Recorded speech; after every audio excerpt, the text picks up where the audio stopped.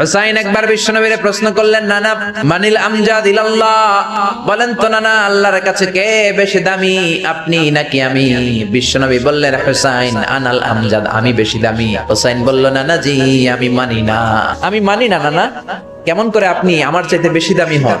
আপনার চাইতে আমি বেশি দামি। বিশ্বনবী বললেন, কাইফা যালিক, কেমন করে এটা? তারপরে কি হয়েছে সেটা দেখার আগে আপনারা যদি এই কাবাগরকে ভালোবেসে থাকেন তাহলে ভিডিওতে একটি লাইক করে চ্যানেলটিকে সাবস্ক্রাইব করেন, আল্লাহর নামটি কমেন্ট করে লিখে যান, আর যদি না করেন তাহলে বুঝবে আল্লাহকে ভালোবাসেন না।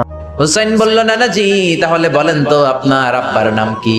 বিশ্বনবী বললেন, আমার আব্বার নাম হলো আব্দুল্লাহ। হুসাইন বলে, নানা আপনার আব্বা আব্দুল্লাহ কি কোন নবীর মেয়ের জামাই নাকি? বলেন, আমার আব্বার নাম হলো আলী কাররামাল্লাহু ওয়াজহা, আমার আব্বা হলো শেরে খোদা, দুনিয়ার সব কাফির মুশরিকদের জন্য আল্লাহ আমার আব্বারে বাঘ বানিয়ে পাঠিয়েছে।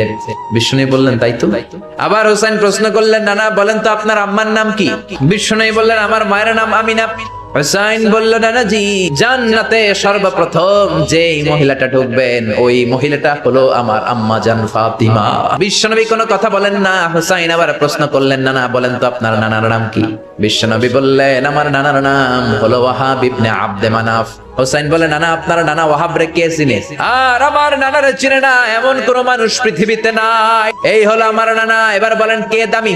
বিশ্বনবী আর ধৈর্য ধারণ করতে পারেন না, ধা ধা করে চোখের পানিগুলো ছেড়ে হুসাইনকে বুকের মধ্যে জড়িয়ে ধরেন আর বলেন, হুসাইন তুমি ঠিকই বলেছ, আসলে আমি নবীর চাইতে তোমার দাম আল্লাহর কাছে কোটি কোটি গুণ বেশি।